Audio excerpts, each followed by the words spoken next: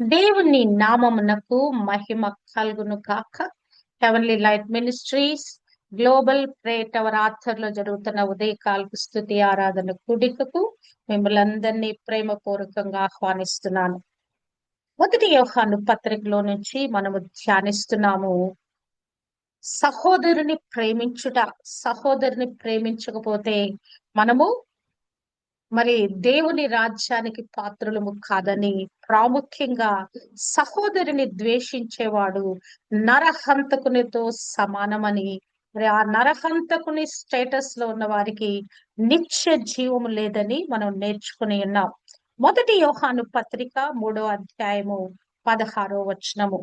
ఆయన మన నిమిత్తము తన ప్రాణము పెట్టెను కనుక దీని వలన ప్రేమ ఎట్టిదని తెలుసుకొనిచున్నాము. మనము కూడా సహోదరుల నిమిత్తము మన ప్రాణములను పెట్టబద్దులమై ఉన్నాము. హల్లెలూయా. మరి దేవాది దేవుడు మరి నరావతారిగా ఈ భూమి మీదకి వచ్చాడు. మరి మానవులను విమోచించటానికి ఆయన రక్షణ ప్రణాళికను రచించి ఆయన మరి నరావతారిగా ఈ మానవుల పాపమంతా తన మీదకి తీసుకొని ఆయన తన ప్రాణాన్ని మన కోసము అర్పించాడు. మరి ఈ వచనాన్ని మనం అర్థం చేసుకోవటం అంటే, ఆయన మన కోసం తన ప్రాణాన్ని అర్పించుట ద్వారా తన ప్రేమను చాటి చెప్పాడు. అంటే మనం కూడా ఆయన మాదిరిలో, ఆయన పోలికలో సహోదరుల కొరకు మన ప్రాణాలు అర్పించాలి అని మరి యొక్క వాక్యము మనం హెచ్చరిస్తున్నట్లుగా మనము చూడగలము. యేసు చేసిన త్యాగపూరితమైన కార్యంపై మరి యొక్క క్రైస్తవ ప్రేమ యొక్క సారాంశము ఆధారపడినట్లుగా ఈ వచనము ఎంతో శక్తివంతమైనదని మనకు జ్ఞాపకం చేస్తున్నట్లుగా చూడగలము. ఈ అపోస్తలుడైన యోహాను యేసు యొక్క ప్రేమను అత్యున్నత ఆదర్శంగా చూపిస్తూ, నిజమైన ప్రేమ అనేది కేవలం ఒక భావన, ఒక ఫీలింగ్ కాదని, అది క్రియల ద్వారా, ప్రాముఖ్యంగా త్యాగం ద్వారా ప్రదర్శించబడుతుందని తెలియచేస్తున్నాడు. అంటే క్రీస్తు ప్రభు తన ప్రేమను, దేవుడు తన ప్రేమను మరి ఆ నిర్వచించబడిన ప్రేమను ఏం చేశారంటే క్రియారూపకంగా ప్రదర్శించారు. ఇది త్యాగంతో కూడి ప్రదర్శించబడిన జరిగించబడిన ఒక చర్యగా మనం అనుకోవచ్చు. ఈ ప్రేమ అగాపే ప్రేమ అంటే నిస్వార్థమైన ప్రేమ, షరతులు లేని ప్రేమగా ఉన్నట్లుగా మనము చూడగలము. ఇది క్రైస్తవ ప్రేమకు ఒక ప్రామాణికాన్ని నిర్దేశిస్తున్నట్లుగా చూడగలము. ప్రేమ గురించి లోకము తరచుగా అది స్వార్థంతో కూడినట్లుగా మరి ఆ యొక్క ప్రేమను మనము ఏమాత్రం కూడా మనం అనుసరించలేము. ఈ లోకంలో ఉన్న ప్రేమలన్నీ కూడా తెచ్చిపెట్టుకున్న ప్రేమలు, లేకుంటే అవసరానికి ప్రేమించే ప్రేమలు. ఈ ప్రేమకు, దేవుని ప్రేమకు ఏంటి సాటి, ఏంటి తేడా అని మనము చూస్తే గనక, దేవుని ప్రేమ అక్షరాల క్రియాపూర్వకంగా ప్రాణం పెట్టిన ప్రేమగా, మానవాళి కొరకు రక్తం కార్చి ఆ శిలువలో బలియాగమైన ప్రేమగా మనము అర్థం చేసుకోవచ్చు. మనందరికీ తెలుసు, క్రైస్తవులు అనే వారందరికీ కూడా క్రీస్తు ప్రేమను, ఆ ప్రేమలో ఉన్న ఆ యొక్క ప్రత్యేకతను, ఆ ప్రేమ ఎంత ప్రశస్తమైనదో, ఎంత ఉన్నతమైనదో మనందరికీ తెలుసు. క్రీస్తు శకము 32, 33, ఆ యొక్క 33, 34 మధ్య క్రీస్తు ప్రపంచ యావత్తులో ఉన్న ప్రతి ప్రజ కొరకు అవమానకరంగా సిలువ వేయబడి రక్తం కార్చి ప్రాణం పెట్టాడని, అది ఆ యొక్క యెరూషలేములో కార్యము జరిగిందని, అది కళ్ళకు కట్టినట్లుగా బాహాటంగా జరిగిందని, ప్రపంచ యావత్తులో ఉన్న ప్రతి ఒక్క వ్యక్తి కొరకు క్రీస్తు రక్తం కార్చి ప్రాణం పెట్టాడని, ఆయన ప్రాణాన్ని అర్పించుట ఎలాగనేది ఆ యొక్క ప్రవక్తల ప్రవచనాలు నెరవేర్పుగా మనము చూడగలము. యెషయా 53వ అధ్యాయము రాయబడిన ప్రతి పదము కూడా ప్రభు యొక్క శిలువ మరణాలలో నెరవేర్చబడినట్లుగా మనము చూడగలము. అంటే ప్రేమ, ఈ ప్రేమ త్యాగపూరిత ప్రేమకు ఒక ఉదాహరణగా మనం అనుకోవచ్చు. అంటే ఏంటి? తనకై తానే పెట్టిన ప్రేమ, క్రీస్తు ప్రేమ, తండ్రి ప్రేమ. ఇదిగో మరి కుమారుని పంపించాడు, తన సొంత కుమారుని మన కొరకు బలిగా అర్పణగా ఇచ్చేస్తాడు. కానీ క్రీస్తు ప్రేమ తనంతట తానే మన కోసము ప్రాణం పెట్టుట. అసలు ఇది ఇంకా ఈ ఆలోచిస్తే మీరు కూడా మరి సహోదరు నిమిత్తము ప్రాణం పెట్టబద్దులమై ఉన్నారంటే అసలు ఎవరు మనం ప్రాణం పెట్టగలము? క్రీస్తు పెట్టిన విధంగా అసలు ఆ ప్రాణాన్ని తృణప్రాయంగా ఇచ్చి ఎవరైనా ఎదుటి వారి కొరకు ప్రాణం పెట్టగలరా? ప్రాణం అడ్డు వేసి మరేదో కొన్ని సందర్భాలలో వారికి బదులుగా మనం వెళ్ళొచ్చు, వారిని కాపాడటానికి. మరి కొన్ని కొన్ని పరిస్థితుల్లో వారి కొరకు మనం సహాయం చేయొచ్చు, కానీ ప్రాణము అర్పించగలిగినంతగా మనము చేయగలమా? క్రీస్తు ప్రేమలో మనము ఆ పోలికలో ఎదుగుతున్న కొలది, అంటే ప్రేమ పెట్టడం అంటే క్రియాపూర్వకంగా మన ప్రేమను మనము కనపరచగలుగుట. నాకు ప్రేమ ఉంది, ప్రేమ ఉందని మనం పదే పదే చెప్పడం కాదు. నువ్వెంతో నాకు ఇష్టం, నువ్వంటే నాకు చాలా ప్రేమ, అసలు నువ్వు లేకుండా నేను బ్రతకలేను, అసలు అసలు నువ్వే నా లోకం అని లోకంలో చాలా రకాలుగా ఈ ప్రేమ భావనను వ్యక్తపరుస్తారు. గాని క్రియాపూర్వకమైన ప్రేమలో మానవులు ఫెయిల్ అయిపోతున్నారు. క్రీస్తు మాదిరిలో నడుచుట అనే ఆ ప్రాముఖ్యమైన విషయంలో మానవాళి తప్పటడుగులు వేస్తా ఉన్నది. క్రీస్తు ప్రభు అయితే మన తనంతట తానే గొర్రెలమైన మనకు కొరకు ప్రాణం పెట్టడానికి వచ్చాడు. ఆయన ఏమంటాడంటే మరి యోహాను 10:17లో నేను మరి నా గొర్రెల కొరకు మరి ప్రాణం పెట్టుచున్నాను, ఎవడును నా ప్రాణము తీసుకొనడు, నా అంతట నేనే దానిని పెట్టుచున్నాను. అంటే ఇది మరి తనకు తానే స్వతహాగా ప్రభువే ఆ ప్రాణం పెడుతున్నాడు. దానిని ఎవరు కూడా ప్రాణం పెట్టమని మరి మనం ఎవరు కూడా అడగలేదు ప్రభుని, మా కొరకు ప్రాణం పెట్టయ్యా, నీ రక్తం చిందించయ్యా, ఇలాగున సిలువలోను మా కొరకు బలియాగమయ్యా అవ్వయ్యా అని మనం ఎవరు అడగలేదు. కానీ ఆ ప్రేమ ఏం చేసిందంటే మరి మానవుల ఎడల ప్రేమ అసలు పొంగి పొర్లిందండి. ఈ నశించిపోతున్న మానవులు, తన రూపంలో తన పోలికలో చేయబడిన మానవుడు అగ్నికి వెళ్ళిపోతాడు, ఆ నరకానికి వెళ్ళిపోతాడు అనే ఆలోచన కూడా దేవుడు సహించలేకపోయాడు. అందుకే క్రీస్తు ప్రభుని స్త్రీ సంతానంగా మన కొరకు ఇచ్చాడు. క్రీస్తు ప్రభు కూడా నా అంతట నేనే ప్రాణం పెట్టుచున్నాను. ఎవరినైనా ప్రేమిస్తే నిజంగా ప్రాణం పెట్టడానికి కూడా మనం సాహసించి ముందుకు వెళ్ళాలంటే, అంటే మన సహోదరుల కొరకు మనము ప్రాణము అర్పించాలంటే, అంటే క్రీస్తు యొక్క త్యాగపూరిత ప్రేమను మన సంబంధ బాంధవ్యాలలో మనము కూడా అనుకరించాలని, ఆ తోటి విశ్వాసులను మరి క్రీస్తు ప్రేమలోకి జతపరచడానికి మనము కూడా కొన్ని త్యాగపూరితమైన కార్యాలు చేయాలని ఈ వాక్యము మనకు హెచ్చరిక చేస్తున్నట్లుగా చూడగలము. క్రీస్తు తన పని తను చేసి వేశాడు. ఆయన స్త్రీ సంతానంగా నియమించాడు, ఈ లోకానికి వచ్చాడు, సువార్త పరిచర్య చేశాడు, చేయగలిగిన కార్యాలన్నీ చేశాడు, ఆఖరికి ప్రాణాలు అర్పించాడు. మరి ఆ ప్రాణాలను మరి తన ప్రాణం తనే తీసుకొని తిరిగి లేచి మృత్యుంజయుడై పునరుత్థానుడై ఆయన మరి తన ప్రదేశానికి తను వెళ్ళిపోయాడు. ఇప్పుడు ఆయన పోలికలో, ఆయన మాదిరిలో, ఆయన రక్తంలో కడగబడిన మన మీద ఏ బాధ్యత ఉన్నది? తన స్నేహితుల కొరకు ప్రాణం పెట్టువాని కంటే ఎక్కువైన ప్రేమ గలవాడు ఎవడునూ లేడు. స్నేహితుల కొరకు ప్రాణం పెట్టుట, పొరుగు వాని కొరకు ప్రాణం పెట్టుట, సాటి సహోదరుల కొరకు ప్రాణం పెట్టువాని కంటే ఎక్కువైన ప్రేమ గలవాడు ఎవడు లేడు. ప్రేమ అనే దానిలో నేను ఎప్పుడు చెప్తాను, రెండు మాటలు ఇమిడి ఉన్నాయని. ఒకటి giving, and the other one is forgiving. Giving అనే దానిలో మనకున్నది కంప్లీట్ గా మనం ఇచ్చి వేసుకొనుటండి. మనకి ఏదైతే దేవుడు ఒక సాంపాద్యము, లేకుంటే మనకి ఏదైనా ఒక ఉన్నత స్థితి ఇచ్చాడు, లేకుంటే ఒక ప్రార్థనా శక్తి ఇచ్చాడు, వాట్ ఎవర్ వీ హ్యావ్, ప్రాణాత్మ దేహాలలో ఈ జీవితంలో కుటుంబంలో మనం ఏమి కలిగి ఉన్నామో దీనిని ఎదుటి వారికి మరి మరి స్వచ్ఛందంగా ఇచ్చుటే ప్రేమ. త్యాగపూరిత ప్రేమ అంటే నిస్వార్థమైన ప్రేమ.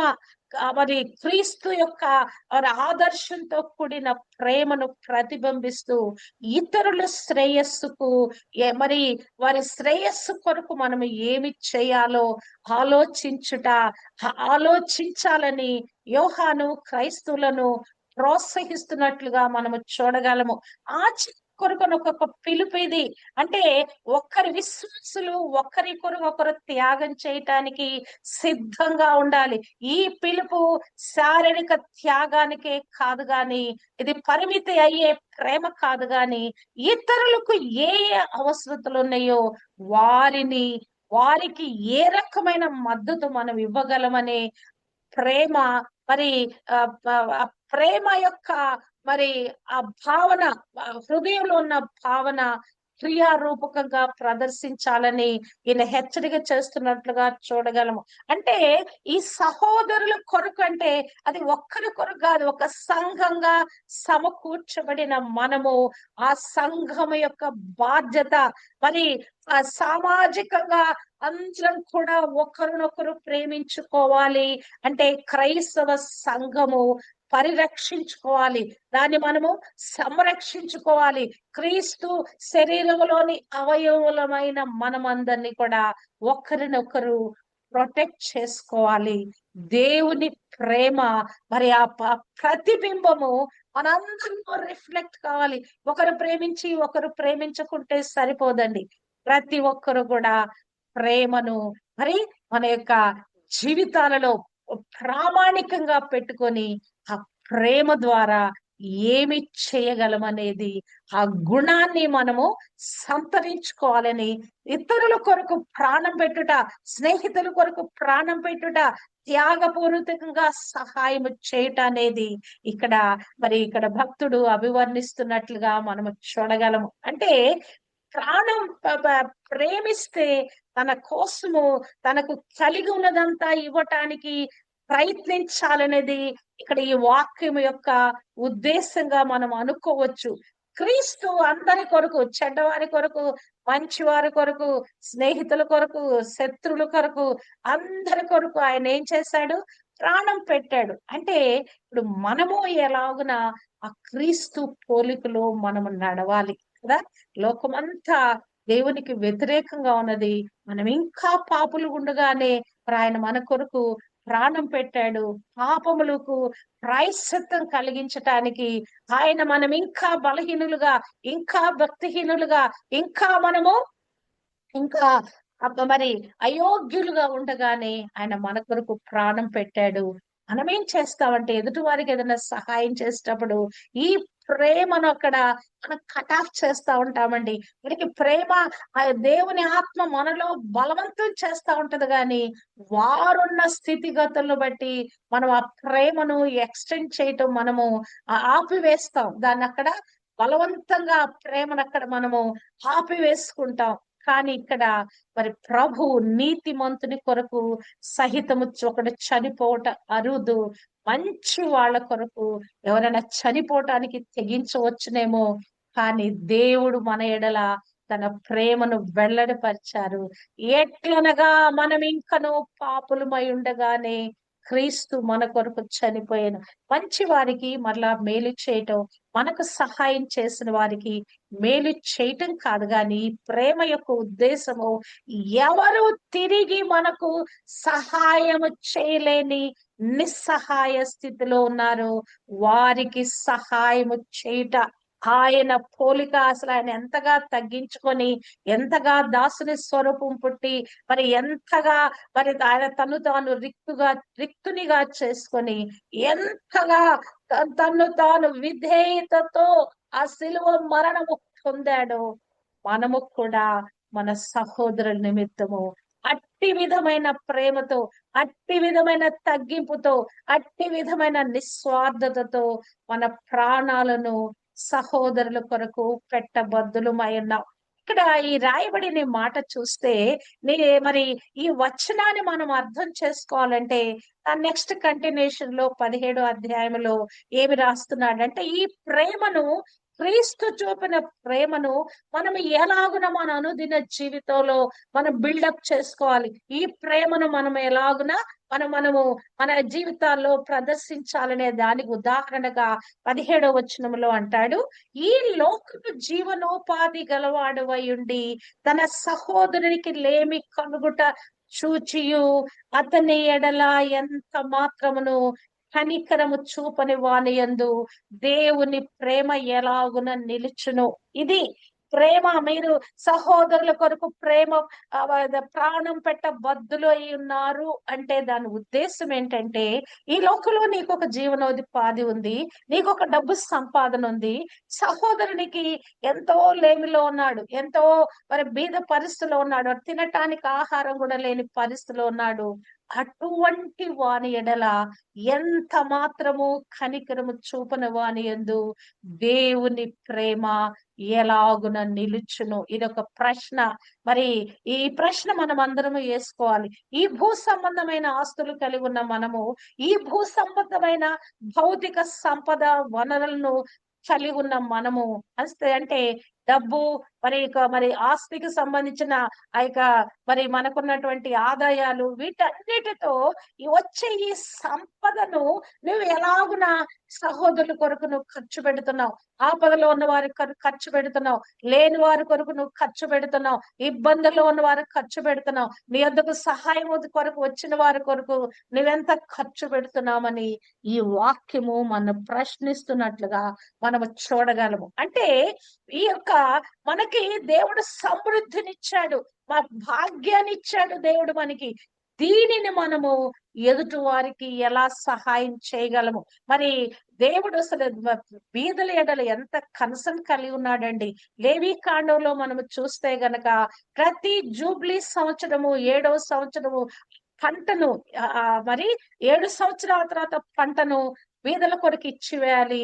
మరి ప్రతి సంవత్సరంలో కూడా ఆ పరిగె విషయంలో కూడా మరి వారికి పరిగా మరి వెనక వదిలిపెట్టేయాలంట, మొత్తం కోసివేయకూడదంట. ఆ పంటని మరి కోత కోసేటప్పుడు వెనక పిడికిళ్ళు వదిలేయాలంట ఆ బీదలు కోసుకోవటానికి. అంటే దేవుడు మానవుల ఎడల ఎంత కన్సర్న్ కలిగి ఉన్నాడో చూడండి.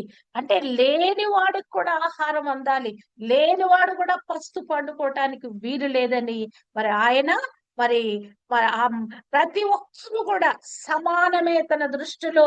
తన బిడ్డలుగా పుట్టిన వారందరూ కూడా సమానమే. అంటే సంఘంలో ఉన్న వారందరూ కూడా ఒక్కటేనండి.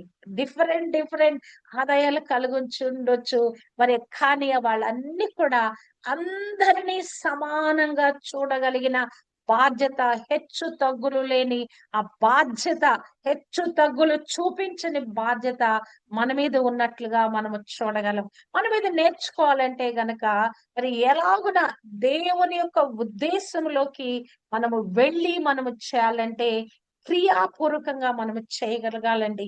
యాకోబు పత్రిక 2వ అధ్యాయము 15, 16 వచనములో సహోదరుడైనను సహోదరి అయినను దిగంబరులై ఆనాటికి భోజనము లేక ఉన్నప్పుడు మీలో ఎవడైనను శరీరమునకు కావలసిన వాటిని ఇయ్యక సమాధానముగా వెళ్ళుడి, చలి కాచుకొనుడి, తృప్తి పొందునని చెప్పిన ఎడల ఏమి ప్రయోజనము? మరి ఏ విధంగా మనం చాలా సార్లు పలానా వాళ్ళ పరిస్థితి బాగలేదు, వాళ్ళు ఎంతో దుఃఖంలో ఉన్నారు, వాళ్ళకి ఎంతో మరి ఇబ్బందికరమైన పరిస్థితిలో మనం చాలా జాలి చూపుతూ బోల్డన్ని మాటలు మాట్లాడుతున్నాం వాళ్ళ గురించి, వారి పరిస్థితుల గురించి ఒక దీర్ఘ ఉపన్యాసం మనం చేస్తాం.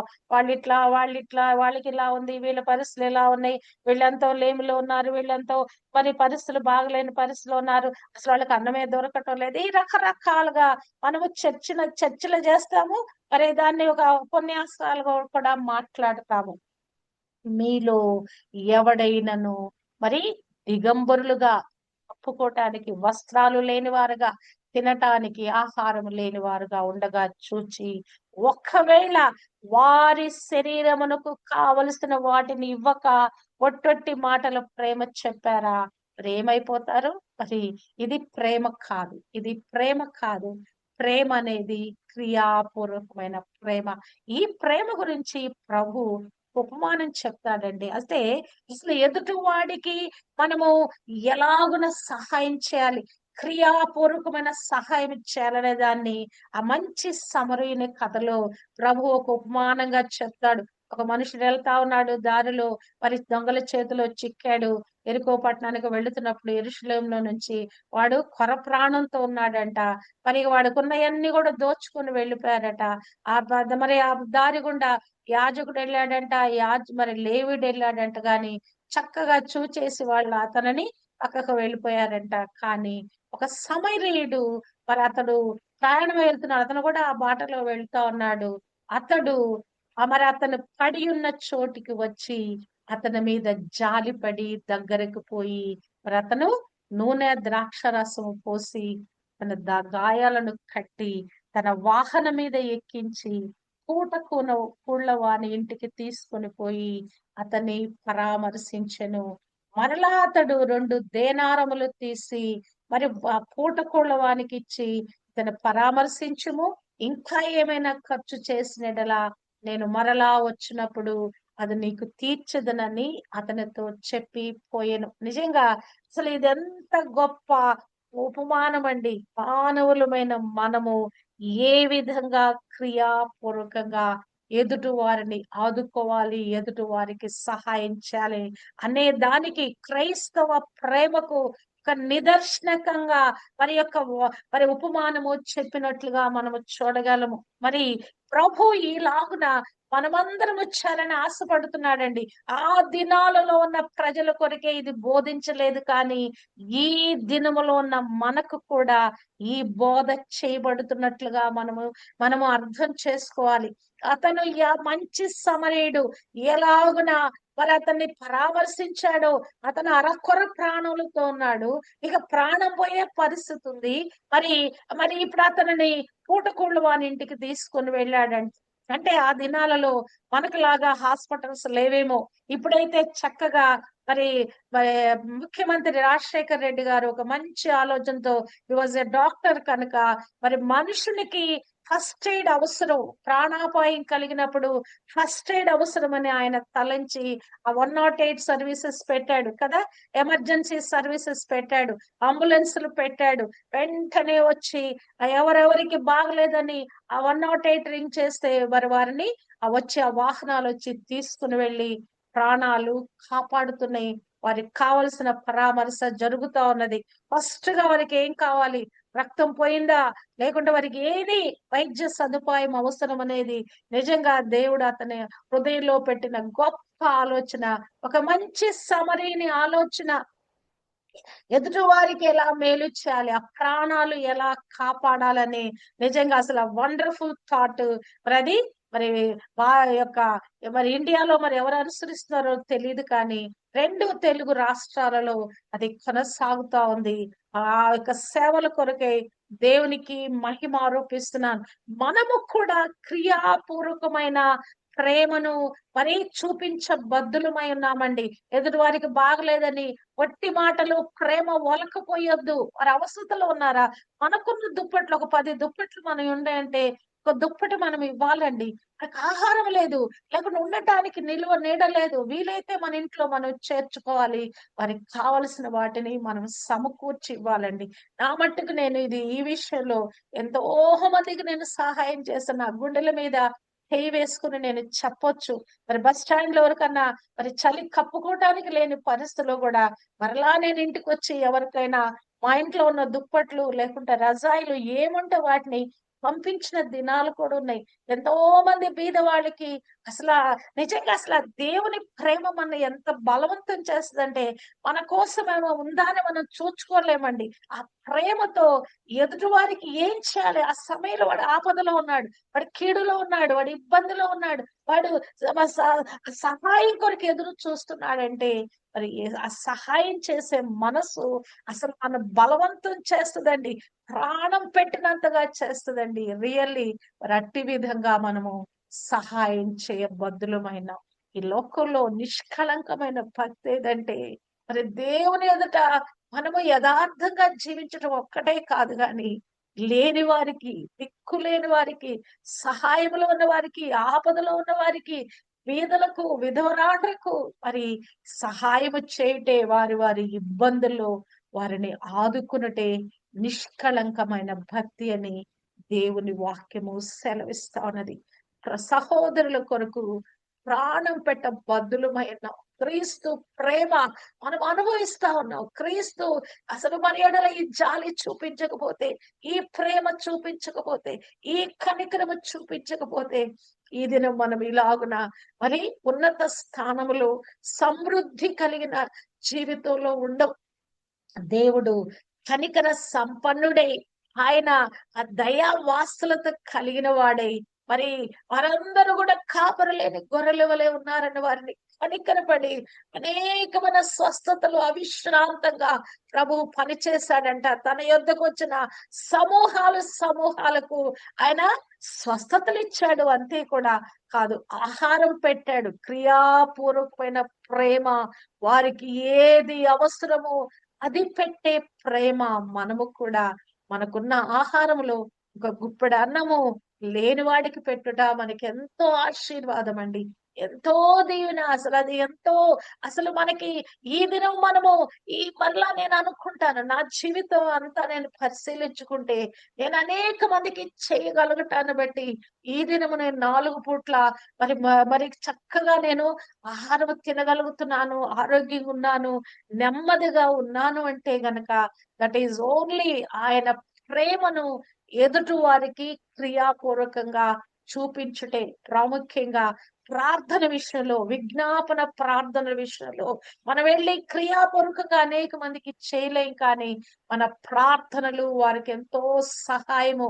6:18 ఎఫెసీలో రాయబడినట్లుగా ప్రతి సమయమందును ప్రతి విధమైన ప్రార్థన విజ్ఞాపన చేయబద్దులమైన మన ప్రార్థన విజ్ఞాపనల ద్వారా వాళ్ళు ఎవరో తెలియదు, ఎక్కడ వారో తెలియదు, అసలు మనకు ఏ మాత్రం కూడా వారి గురించిన సమాచారం లేదు, కానీ ఒక ప్రేయర్ రిక్వెస్ట్ మన ఎదుట వచ్చినప్పుడు దాన్ని మనము మన హృదయమంతటితో, మనస్సంతటితో ఆ ప్రార్థన చేసినప్పుడు ఆ ప్రార్థన సహాయము వారికి అందుద్ది. కనుక ఎఫెసీ 4:32 అంటున్నాడు, ఒక్క నీడలో ఒకడు దయ కలిగి కరుణా హృదయులై దేవుని చేత ఏర్పరచబడిన వారుగా, పరిశుద్ధులుగా, ప్రియులైన వారికి తగినట్లుగా మీరు కూడా జాలిగల మనస్సును, దయాళుత్వమును, మరి దీర్ఘశాంతమును ధరించుకొని మరి దేవుని ప్రేమను మీరు ప్రదర్శించండి.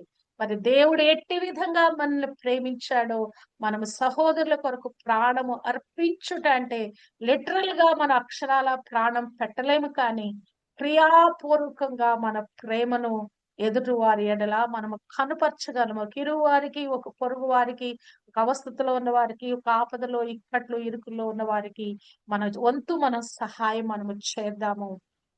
ప్రేమ, ఆ ప్రేమ మరి ప్రభు మన ఎడల చూపించాడు, దేవుడు మన ఎడల చూపించాడు.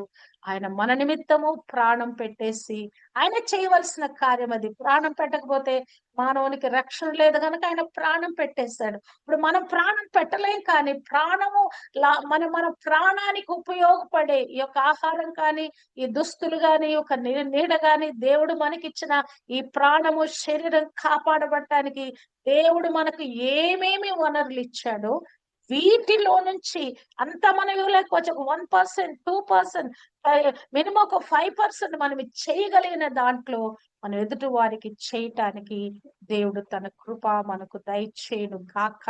మరి ఇవ్వబడినటువంటి మన ఆదాయాల్లో 10వ వంతు దేవునిది, ప్రతిష్ఠార్పణలో దేవుని, కానీ కొంత భాగము లేని వారికి ఇవ్వటానికి కూడా మనం ఆదాయాలను మనం పెట్టుకోవాలి. కంపల్సరీ మన ఆదాయంలో నుంచి సేవకులను ఇవ్వాలి, మరి అవసరతలో ఉన్న వారికి ఇవ్వాలి, దిక్కులేని వారికి ఇవ్వాలి. ఏది వీలైతే మనకు కొన్ని ఉన్నాయంటే అందులో కొన్నిటిని తీసి ఒక 10 ఉన్నాయంటే ఒకటన్నా తీసి ఎదుటి వారికి బద్దులమైనామండి. నా మట్టుకు నేను ప్రాక్టికల్ గా ఐ ఫాలోడ్ ఇట్. నా బిడ్డలు నా పిల్లలు కూడా దాన్ని ఫాలో చేస్తారు. ఈ విషయంలో మేము ఎంతో ధన్యులము. దేవుని యొక్క వాక్యాన్ని నెరవేర్చటానికి దేవుడు నాకు నా కుటుంబానికి కృప దయచేశాడు.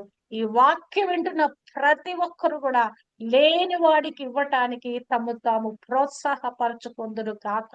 దేవుని ప్రేమను అనుభవించే మనము ఈ ప్రేమను పంచిపెట్టుదుము కాక. ఈ క్రియాపూర్వకంగా పంచిపెట్టుదుము కాక. ఆ కృపా దేవుడు మనందరికీ అనుగ్రహింపచేయును కాక. ఆమేన్.